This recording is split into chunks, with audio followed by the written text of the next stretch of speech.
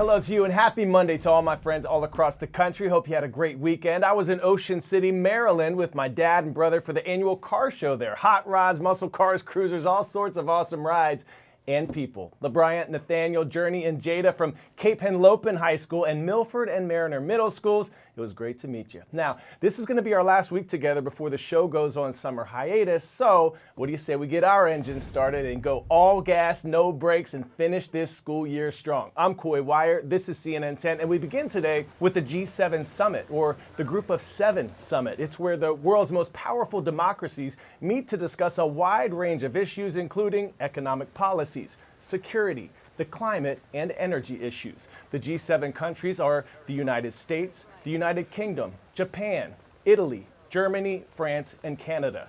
But leaders from some non-G7 countries will also participate this year. Australia, Brazil, Comoros, Cook Islands, India, Indonesia, South Korea, and Vietnam are also invited. This year is Japan's turn to host, led by Japanese Prime Minister Fumio Kishida.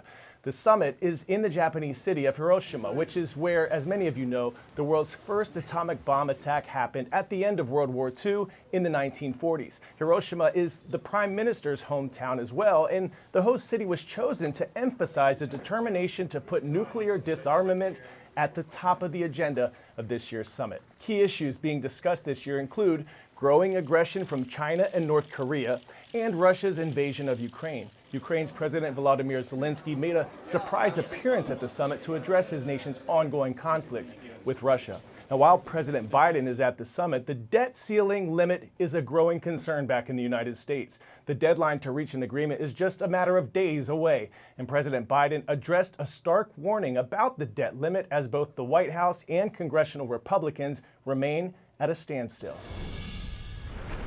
Our Phil Mattingly is in Japan with more. The second full day of President Biden's high-stakes appearance on the world stage clouded by one reality. We've got to get movement out of the White House, and we don't have any movement yet. Even as he wakes up 7,000 miles away from Washington, Biden is no closer to resolving the looming crisis he left behind. So people are willing to have reasonable conversations about how you can actually move forward and do the right thing, then we're not going to sit here and talk to ourselves. So that's what's going on. House Republicans hitting pause on negotiations with the White House over a fiscal deal that would address the debt limit, less than 2 weeks before the U.S. is set to default for the first time in its history, with potentially catastrophic consequences for the global economy.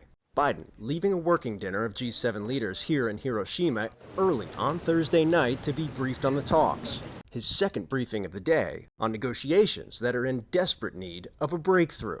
A White House official telling CNN, quote, "There are real differences between the parties, but that the president's team is working hard towards a reasonable bipartisan solution."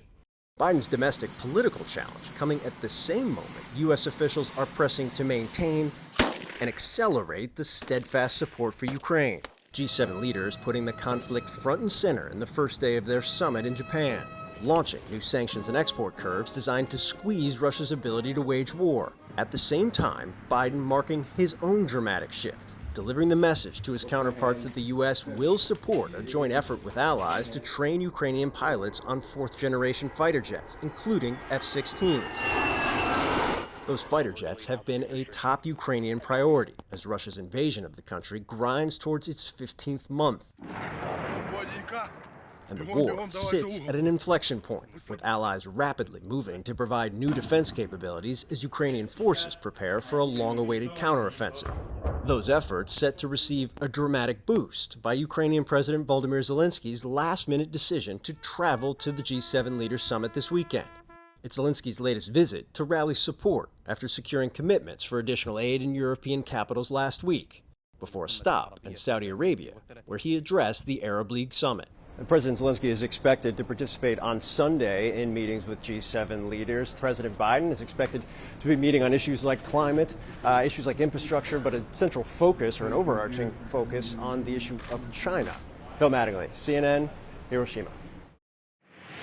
Next up, a TikTok takedown. Montana has become the first U.S. state to sign a bill banning the download of the popular app due to privacy and security concerns. TikTok says that more than 150 million Americans are active users on their platform, known for sharing short videos of anything from dance challenges, food recipes, inspiration, motivation, how-to tutorials, comedians, and more. And for their part, TikTok maintains that all user information on their platform is safe. Our Brian Todd has more from Montana. I'd like to see you wiggle, wiggle. For the first time, a U.S. state has completely banned TikTok, sort of. Montana Governor Greg Gianforte signing a bill that bans downloading the app in Montana. Individuals who already have TikTok won't be prosecuted for using it. But app stores like Apple or Google Play would be fined if they let anyone in Montana download it.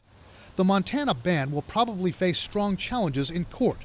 But it's the latest salvo against the popular app that nearly half of Americans use for sharing short videos of everything from goofy stunts Like my costume?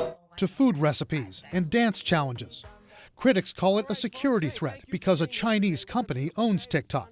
To the American people watching today, hear this: TikTok is a weapon by the Chinese Communist Party to spy on you, manipulate what you see, and exploit for future generations. The most serious warnings that personal data could be stolen, privacy compromised. That's the main concern, is this is Chinese software controlled by the Chinese state, and you are voluntarily downloading it onto your phone. Critics say TikTok users could be spied on and blackmailed.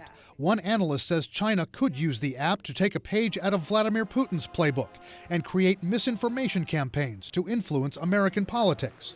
Maybe downplay stories about what's going on in China that they don't want people to see. Maybe exaggerate stories about how things aren't going so well in the U.S. TikTok's CEO recently told skeptical lawmakers the company doesn't share user data, doesn't spy for Beijing, and doesn't take orders on content. It is our commitment to this committee and all our users that we will keep this free from any manipulation by any government. We will protect the U.S. user data and fire it off from all unwanted foreign access. Your platform should be banned. More than half of U.S. states and the federal government have already restricted the TikTok app from being installed on government devices. Defenders of the app say there's no evidence TikTok has spied on users at the Chinese government's behest or turned over data. And we're talking about free speech for everyday Americans. And the Chinese government calls talk of a ban a xenophobic witch hunt. But analysts say if the Chinese regime does decide to pressure TikTok for information, by Chinese law, the company can't say no. Are there pressures from the Chinese government that eventually make their way down to TikTok? Absolutely. In a statement to CNN, TikTok vowed to defend the rights of its users in Montana, saying the governor has signed a bill that infringes on the First Amendment rights of people in the state. TikTok calls the ban unlawful and says it wants to reassure Montanans that they can continue to use the platform to express themselves. Brian Todd, CNN, Washington. 10-second trivia. Which of these is not one of the new 7 wonders of the world? The Great Wall of China, the Taj Mahal, the Colosseum, or the Pyramids of Egypt?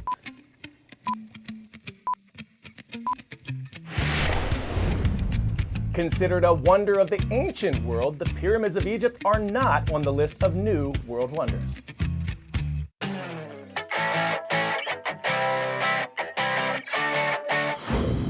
A Guinness World Record for visiting all 7 new wonders of the world in less than 7 days? Well, that's today's story, getting a 10 out of 10. Come on, a new Guinness World Record. With only a backpack, British traveler Jamie McDonald, whose alter ego is Adventure Man, started his trek by walking parts of the Great Wall of China. He traveled to the Taj Mahal in India, the Petra in Jordan, the Colosseum in Rome, then headed to South America to the Christ the Redeemer statue in Brazil, Machu Picchu in Peru, and finished it up at Chichen Itza in Mexico. 9 countries, 4 continents in less than a week, and he traveled the 22,000 some miles using only public transportation.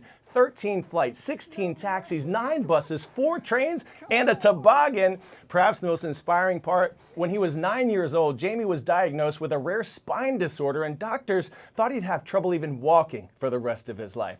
Jamie. I want to give us a special shout out today to Mrs. Williams' class at North Forsyth Middle School here in Georgia. We see you. Thanks for the love, and thanks for watching, everyone. I'll see you tomorrow. I'm Coy Wire, and we are CNN 10.